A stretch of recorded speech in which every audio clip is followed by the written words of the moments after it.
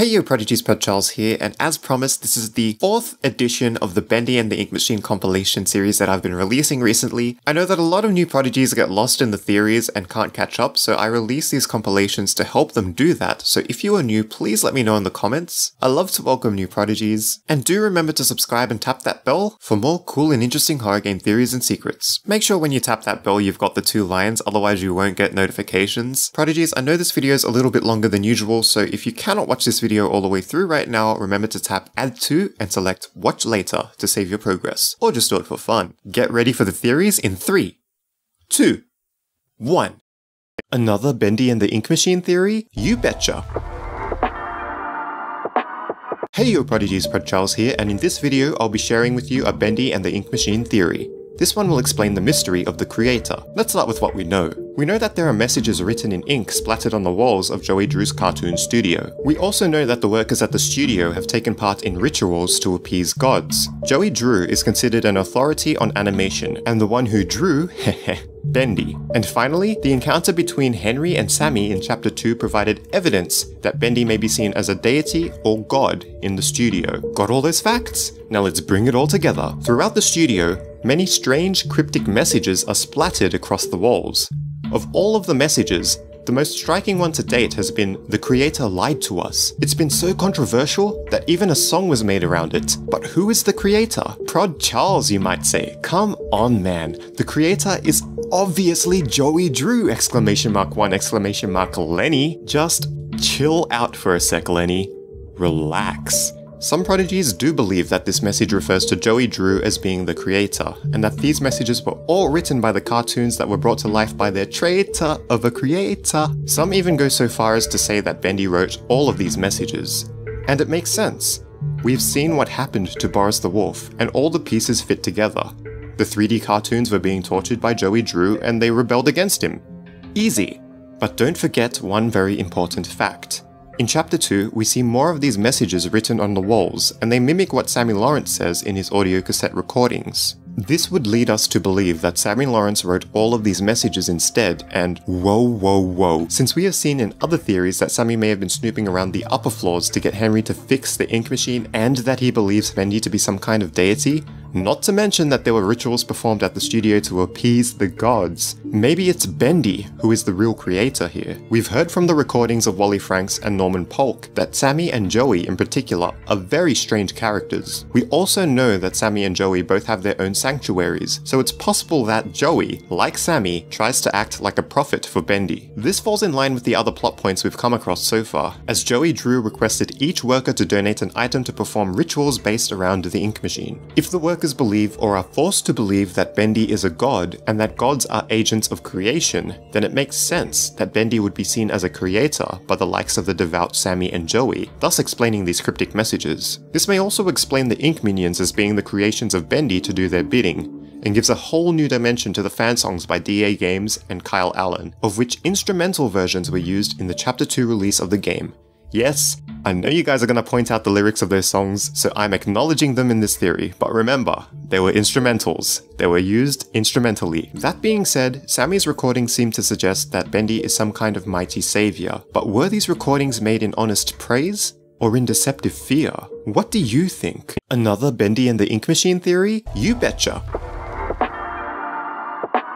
Hey yo prodigies, ProdCharles here, and in this video I'll be sharing with you a Bendy and the Ink Machine theory. This one will explain why Bendy wants to kill you. Let's start with what we know. We know that Bendy attempts to catch Henry in Chapter 1. We also know that Joey Drew gets the workers at his cartoon studio to give offerings to appease the gods. Boris's corpse can be seen sitting upright on a table in its own room in the studio. And finally, Bendy chases after Henry in Chapter 2, and making contact with Bendy causes Henry to black out. Got all those facts? Now let's bring it all together. Before determining why Bendy wants to kill Henry, we first need to determine whether Bendy wants to kill Henry in the first place. From what we know, the evidence seems pretty clear that this is the case. Bendy tries to claw at Henry to catch him in Chapter 1, and in Chapter 2, even though Bendy ignores Henry during Sammy Lawrence's ritual, Bendy will chase after him soon after. Making contact with Bendy during the chase results in a screen blackout and game over. Judging from the Meatly's pre-release comments on Chapter 2, this is probably a death sequence. Keep in mind that although the screen blacks out, it might not be Henry's death. When Henry is knocked out by the searchers, a chilling gurgling sound can be clearly heard coming from him. However, when Henry is caught by 3D Bendy, also known as Ink Bendy, all that can be heard is Ink Bendy letting out a scream as the screen blacks out.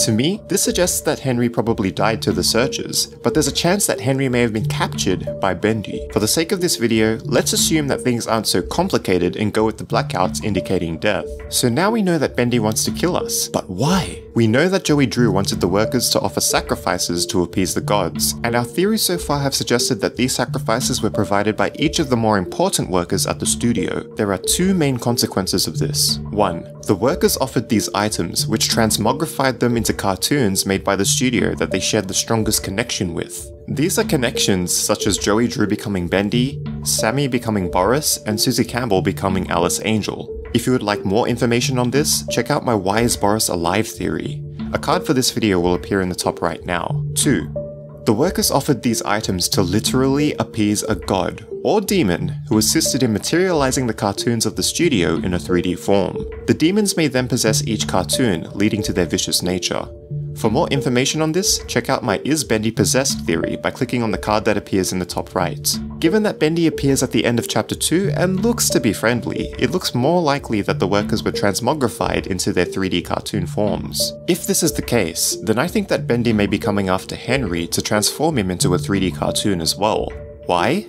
There are 6 offerings that help to power the Ink Machine, and we've only been introduced to the idea of 5 so-called main workers at the studio so far. These workers are Joey Drew, Sammy Lawrence, Susie Campbell, Norman Polk, and Wally Franks.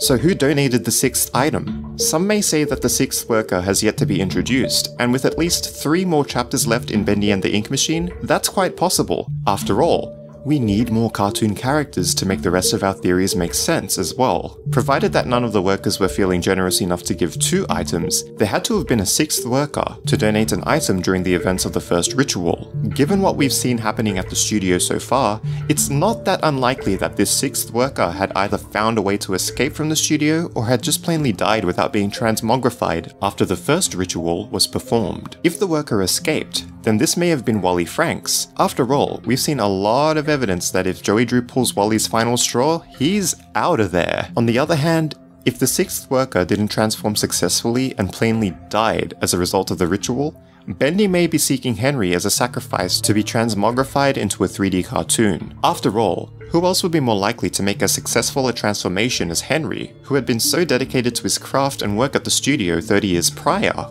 Of course, this is provided that passion for the cartoons plays a part in the success of the rituals. What do you think? I think that if there is some kind of god or demon-like character being pleased, and if Bendy truly is vicious as a result of possession by this demon, then Bendy wants to kill Henry out of either pure rage or out of revenge. Check the card in the top right for a deeper analysis on this. But if Bendy is angry at Joey Drew for killing Boris, then it's possible that Bendy associates all humans with that one event and leaves no stone unturned.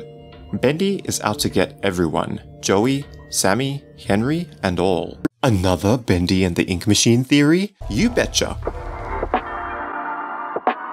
Hey you prodigies, ProdCharles here, and in this video I'll be sharing with you a Bendy and the Ink Machine theory. This one will explain how Sammy got his inky body, and is volume 1 of a series of videos I'll be making to explain this concept. Let's start with what we know. We know that Sammy Lawrence is the music director at Joey Drew's cartoon studio, and he doesn't seem passionate about the music used in Bendy cartoons. We also know that some crazy rituals have been happening at the studio that involves bringing the characters of the Bendy cartoons to life. In chapter 1, Boris is propped up on a table and appears to be dead, but we see Boris appear before Henry at the end of chapter 2, just fine and dandy.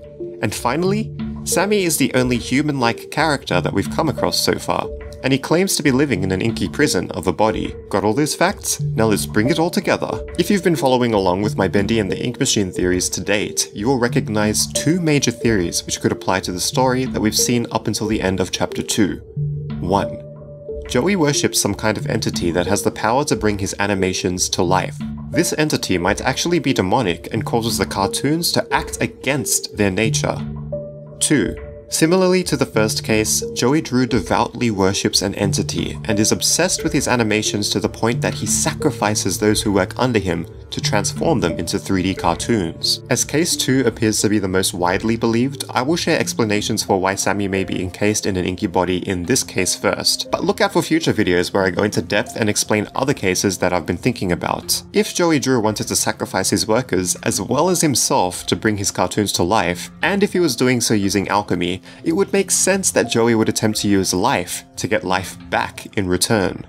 However, what makes things complicated about this alchemy, besides trading humans for anthropomorphic and mythical beings, is that there is a human factor involved. The most accepted view on this so far is the human factor of passion. Many prodigies believe that Sammy transformed into Boris because he was the head of the music department, and Boris's poster is the only one that makes a strong reference to music. Also, when we witness Sammy walking around the studio, and when Henry is captured by him, he recites an old song about sheep, potentially referencing the sheep songs in the posters featuring Boris. It then makes sense to say that Sammy's passion was in Boris the Wolf, as he enjoyed music. However, remember Sammy's recording about Joey installing an ink pump in his office? Sammy says that these stupid cartoon songs don't write themselves, you know? Stupid cartoon songs?